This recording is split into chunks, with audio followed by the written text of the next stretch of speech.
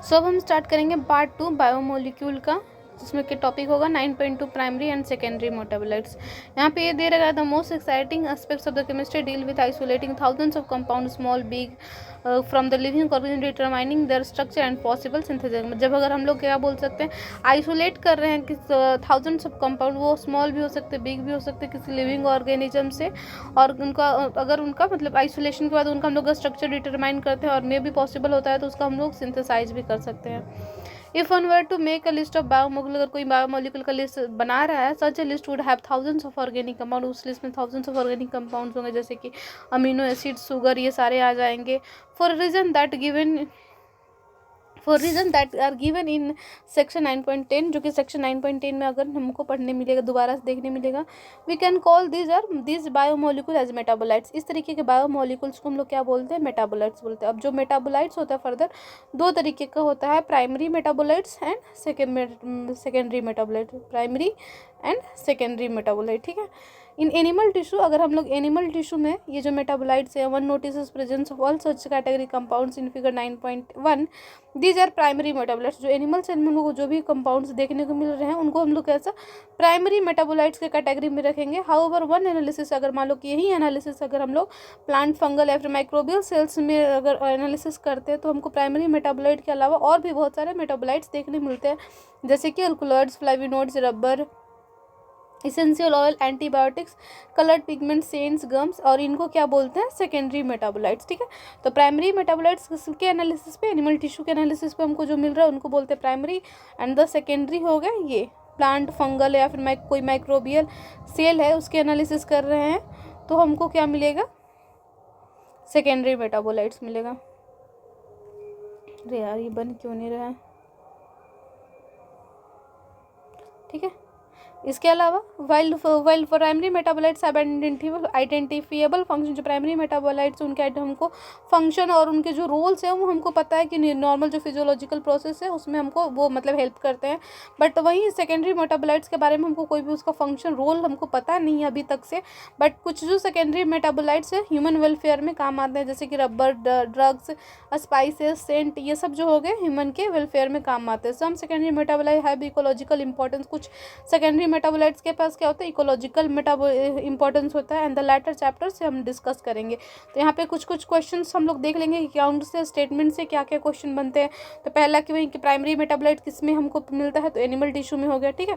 इसके अलावा secondary metabolite, दूसरा क्वेश्चन यहाँ से ये यहाँ से आ सकता है कि सेकेंडरी मेटाबोलाइट कौन कौन से किस को मतलब किस मिलता है, तो प्लांट, फंगल और माइक्रोबियल सेल से हमको सेकेंडरी मेटाबोलाइट्स मिलता है, और इसके जो रोल्स हैं हमको नहीं पता, इसके जो फंक्शंस हैं हमको फंक्शन जो है इसके नहीं पता है, ठीक है, इसके पता नहीं है, और इसके फंक्शन हमको मतलब पता है कि जो हमारे फिजियोलॉजिकल फंक्शन में हेल्प करता है। इसके अलावा यहाँ पे एक और स्टेटमेंट बेस्ड यहाँ से क्वेश्चन पूछ सकता है कि ऑल द सेकेंडरी, ये स्टेटमेंट हाईलाइट में कर देती हूँ कि सम में यहाँ पे सम सेकेंडरी मेटाबोलाइट है इकोलॉजिकल इंपॉर्टेंस दे रखा है। यहाँ पे क्वेश्चन स्टेटमेंट बेस पे ऐसा भी दे सकता है कि all the secondary metabolites have identifiable function, तो ये क्या हो जाएगा, some secondary metabolites have ecological importance. यहाँ पे सम की जगह ऑल देके स्टेटमेंट चेंज करके ट्रू फॉल्स में पूछ सकता है। और ये जो टेबल है सुपर इंपॉर्टेंट है, बहुत ज़्यादा इंपॉर्टेंट है, ठीक है। पिगमेंट्स के एग्जांपल्स कैरोटीनॉइड्स, एंथोसाइनिन हो गया, एल्कलॉइड्स, मॉर्फिन, कोडीन, टर्पिनोइड्स हो गया, ये सारे के सारे सेकेंडरी मेटाबोलाइट्स हैं, ठीक है। एसेंशियल ऑयल में लेमन ग्रास ऑयल एटसेट्रा होगा, टॉक्सिन, एब्रिन, ड्रेसिन, लेक्टिन्स में कॉन्कावेलिन ए होता है, और फिर ड्रग्स में विनवलास्टिन, कुरकुमीन आ जाता है, और पॉलीमेरिक सब्सटेंस में रबर और गम्स सेलुलोज ये आ जाता है, ठीक है। अब आ जाते हैं topic 9.3 बायोमैक्रोमोलिक्यूल्स। There is one feature common to all these compounds found in the acid soluble film। जितने भी एसिड soluble pool जो थे उसमें सब में एक कॉमन फीचर था, और वो कॉमन फीचर है कि सबका जो वेट जो होता था, मॉलिकुलर वेट जो होगा, रेंज कितना करेगा, 18 to 800 डाल्टन रेंज करेगा। दिस एसिड्स इनसॉल्युबल फ्रैक्शन, ये जो एसिड इनसॉल्युबल फ्रैक्शन है, has only 4 type of organic compound. जो एसिड इनसॉल्युबल फ्रैक्शन है उसमें क्या होगा, only 4 type of organic compound देखने को मिलेगा, that is protein, nucleic acid, polysaccharide, lipids. तो यहाँ से क्वेश्चन बन सकता है कि जो पहला क्वेश्चन ये हो गया कि जो एसिड सॉल्युबल फ्रैक्शन है, ठीक है, यहाँ पे ये देखना, ध्यान में रखना कि यहाँ पे क्या दे रखा है, एसिड सॉल्युबल पूल का देख रखा है मॉलिक्यूलर वेट, ठीक है, यहाँ पे कंफ्यूजन ना हो। तो उसका वेट कॉमन कितना होता है, 18 to 800 डाल्टन जो होता है। यहाँ से एक क्वेश्चन ये वेट से पूछता है, ठीक है। दूसरा क्वेश्चन यहाँ से ये आ जाता है कि जो एसिड इनसॉल्युबल ये फ्रैक्शन होता है उसमें 4 तरीके के ऑर्गेनिक कंपाउंड होते हैं, और वो कंपाउंड्स कौन कौन से हो गए, तो प्रोटीन हो गया पहला, second nucleic acid, and third जो होता है, थर्ड पॉलीसेकेराइड, एंड फोर्थ क्या हो गया, लिपिड्स हो गया। These classes of compound with the exception of lipid have molecular weight in the range of 10,000 Dalton and ever। जो ये जो एक्सेप्ट लिपिड को छोड़ करके बाकी जो क्लासेस के कंपाउंड्स हैं उनका जो वेट होता है कितना होता है, 10,000 डाल्टन से रेंज करता है और उससे ज़्यादा रेंज करता है। For this very reason biomolecules that is a chemical compound found in the living organism are of 2 type। इसी वजह से जो केमिकल कंपाउंड, जो ऑर्गेनिक कंपाउंड्स होते हैं वो क्या होता है, जो लिविंग ऑर्गेनिज्म पाए जाते हैं वो कितने तरीके के होते हैं, 2 तरीके के होते हैं, ठीक है। पहला क्या हो गया, which have molecular weight less than $10,000 से जो कम होगा, are usually refer to as micromolecules, और उसको क्या बोलेंगे हम लोग, माइक्रोमोलिकुल्स बोलेंगे, और सिंपली बायोमोलिकुल्स। वाइल दूसरा जो होगा एसिड इनसॉल्युबल फ्रैक्शन में जो हमको मिलता है उसको क्या बोलेंगे, बायोमाइक्रोमोलिकुल। एसिड इनसॉल्युबल फ्रैक्शन में जिसको माइक्रोमोलिकुल या फिर बायोमाइक्रोमोलिकुल्स बोलते हैं,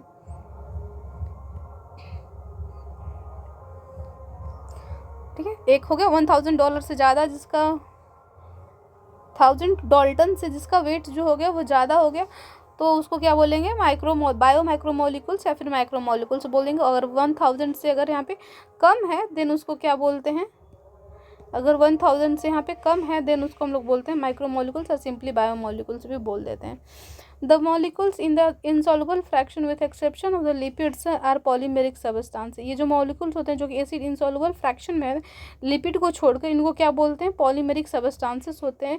Then why do lipids जो molecular weight do not exceed 800 Dalton, जो लिपिड्स होते हैं जबकि उनका जो वेट होता है 800 डाल्टन को एक्सीड नहीं करता, come under the acid insoluble fraction of the और दैट इज माइक्रोमोलिकुलर फ्रैक्शन। मतलब जो इनका एसिड जो क्या बोलते हैं, इनका जो वेट होता है 800 डाल्टन से एक्सीड तो करता नहीं, बट स्टिल ये माइक्रोमोलिक्यूल या फिर एसिड इनसॉल्युबल फ्रैक्शन में क्यों नहीं आते हैं, तो उसका आंसर यहाँ पे दे रखा है, lipids are indeed a small molecular weight. Lipids होते हैं मतलब माना कि उसका जो वेट होता है स्मॉल मॉलिक्यूलर वेट का होता है, कंपाउंड्स होते हैं, are present only as such, जिस तरीके से वो प्रेजेंट होता है, but also arrange in a structure like cell membrane. But जो लिपिड होता है ऑल्सो किस में प्रेजेंट होता है, सेल मेम्ब्रेन भी प्रेजेंट होता है, सेल वाले चैप्टर में पढ़े, एंड अदर मेम्ब्रेन्स में भी लिपिड प्रेजेंट होता है। व्हेन वी ग्राइंड टिश्यू, जब हम टिश्यू को ग्राइंड करते हैं, we are disrupting cell structure, cell का स्ट्रक्चर, हम लोग सेल स्ट्रक्चर को ब्रेक कर रहे होते हैं। Cell membrane and other membrane are broken into pieces, cell membrane और अदर मेम्ब्रेन जो होते हैं वो भी पीसेस में टूट जाते हैं। And form vesicles which are not water soluble, और वेसिकल्स का फॉर्मेशन करते हैं जो कि वाटर सोलुबल नहीं होता है।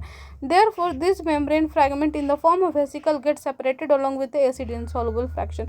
इस वजह से ये जो वेसिकल्स होते हैं वो सेपरेट हो जाते हैं एसिड इनसॉल्युबल पूल में, मतलब कि एसिड इनसॉल्युबल फ्रैक्शन में, हेंस द माइक्रोमोलिकुलर फ्रैक्शन। इसी वजह से ये क्या होता है, माइक्रोमोलिकुलर फ्रैक्शन में आते हैं। लिपिड आर नॉट स्ट्रिक्टली माइक्रोमोलिकुलर, ये स्ट्रिक्टली माइक्रोमोलिकुलर भी नहीं होते हैं। मतलब कि सिंपली हम लोग जो क्या पढ़े यहाँ पे क्वेश्चन ये था कि चूंकि इसका वेट जो लिपिड्स जो होता है इनका वेट जो होता है 800 डाल्टन से ज़्यादा एक्सीड नहीं करता, बट स्टिल हम लोग इसको एसिड इनसॉल्युबल फ्रैक्शन में, माइक्रोमोलिकुलर फ्रैक्शन में ही रखते हैं, ठीक है, इसके अंदर ही आता है। बट इस मतलब वेट कम है तो इसको तो सॉल्युबल उसके अंदर चला जाना चाहिए ना, मतलब कि छन्नी के ऊपर जैसे चाय पत्ती बच गया उसके अंदर ही लिपिड कैसे आ रहा, मतलब उसको छन्नी के अंदर जो फिल्ट्रेट जो मतलब जो सॉल्युबल फ्रैक्शन है उसके अंदर चला जाना चाहिए था, बट ये नहीं जा पाता। क्यों नहीं जा पाता, उसका रीज़न यहाँ पे दे रखा है कि चूँकि जो हमारा लिपिड है वो सेल मेम्ब्रेन का भी पार्ट है और भी अदर मेम्ब्रेन्स का पार्ट है। जब इसको ग्राइंड हम करते हैं तो सेल मेम्ब्रेन के साथ वो सेल मेम्ब्रेन और जो भी सेल स्ट्रक्चर है वो सब पीसेस में टूटते हैं, और जो वेसिकल्स का फॉर्मेशन होता है और वे जो वेसिकल्स होते हैं वाटर सोलुबल नहीं होते, ठीक है, नॉट अ वाटर सोलुबल। इसी वजह से ये क्या होता है, ये जो फ्रैगमेंट्स होते हैं ऊपर में ही रह जाते हैं, एसिड इनसॉल्युबल पूल में ही रह जाते हैं, ठीक है। इसी वजह से इनको माइक्रोमोलिकुलर फ्रैक्शन बोलते हैं। अब आ जाते हैं नेक्स्ट में, the acid soluble pool represent रफली द साइटोप्लाज्मिक कंपोजिशन। यहाँ से ये क्वेश्चन पूछ सकते हैं, ये लाइन इंपॉर्टेंट हो सकती है कि जो एसिड सोलुबल पूल होता है वो क्या रिप्रेजेंट करता है, रफली साइटोप्लाज्मिक कंपोजिशन को रिप्रेजेंट करता है। The macromolecules from the cytoplasm and organelles become acid insoluble fraction. जो मैक्रोमोलिक्यूल्स कहाँ से, साइटोप्लाज्म और ऑर्गेनल से, जो कि एसिड इनसॉल्युबल फ्रैक्शन बन जाता है। Together they represent the entire chemical composition of the living tissue और द ऑर्गेनिज्म। मतलब दोनों ही एसिड सॉल्युबल पूल और एसिड इनसॉल्युबल पूल दोनों को ही मिला लें तो टोटल हमको क्या मिल जाएगा, इंटायर कंपोजिशन मिल जाता है लिविंग ऑर्गेनिज्म का। In summary, if we represent a chemical composition of living tissue from abundance point of view, अगर मान लो कि समरी के तौर पर अगर हम किसी लिविंग टिश्यू का केमिकल कंपोजिशन अगर हम लोग देखते हैं, arrange them in a class wise, we observe that water is the most abundant chemical in the living organism. तो हमको ऑब्जर्व करने में क्या मिलेगा, वाटर जो होता है सबसे ज़्यादा केमिकल मतलब हमको लिविंग ऑर्गेनिज्म देखने को मिलता है। मतलब सब में वाटर कंटेंट क्या होता है, हाई होता है, जो कि टेबल 9.1 में 9.4 टेबल में दे रखा है। ये टेबल मतलब सारे इस चैप्टर में कुछ करो ना करो सारा टेबल जो है वो जरूर याद रखे जाओ। वाटर जो होता है 70 to 9% दे रखा है, ठीक है, 70 to 90% दे रखा है। प्रोटीन 10 to 15%, कार्बोहाइड्रेट 3 दे रखा है, और लिपिड्स जो है 2% दे रखा है, न्यूक्लियस एट 5 to 7, आयंस जो है 1% दे रखा है।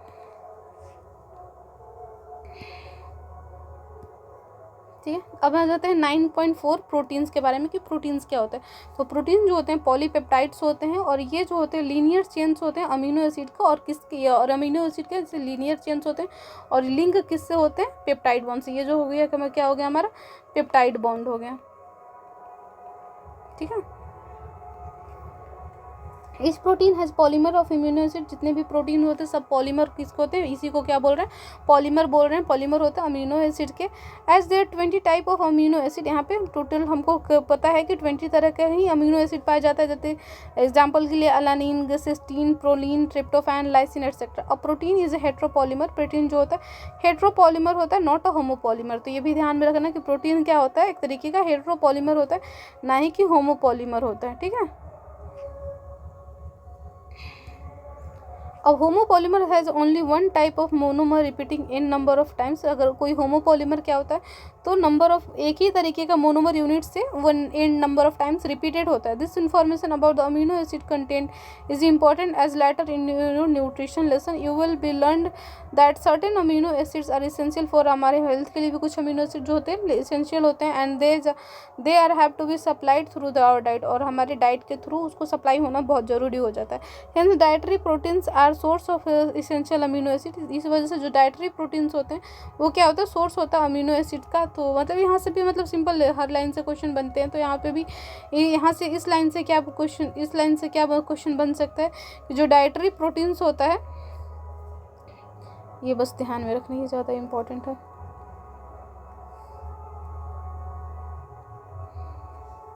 ठीक है, ये क्या था, हेंस द डाइटरी प्रोटीन्स जो होते हैं वो भी क्या हो गए, एक तरीके के एसेंशियल अमीनो एसिड्स होते हैं। Therefore, amino acids can be source can be essential और नॉन एसेंशियल। अमीनो एसिड्स क्या हो सकते हैं, एसेंशियल और नॉन एसेंशियल भी हो सकते हैं। The latter are those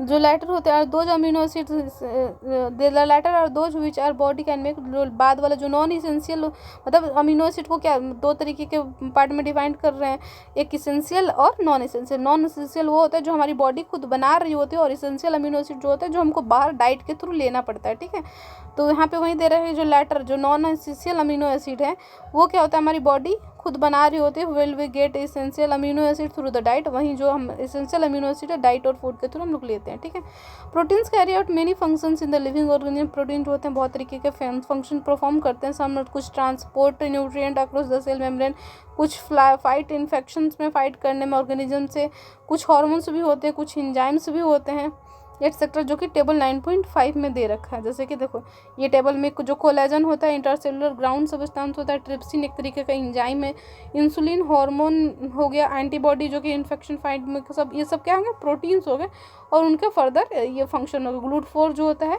enable करता है ग्लूकोज ट्रांसपोर्ट को इनटू द सेल। रिसेप्टर हो गया सेंसरी रिसेप्टर, जिसके स्मेल टेस्ट हार्मोन ये सारे चीज़ें याद रखना है। रिसेप्टर उधर क्या बोलते हैं, हार्मोन वाले चैप्टर में भी तो लास्ट में दे रखा है।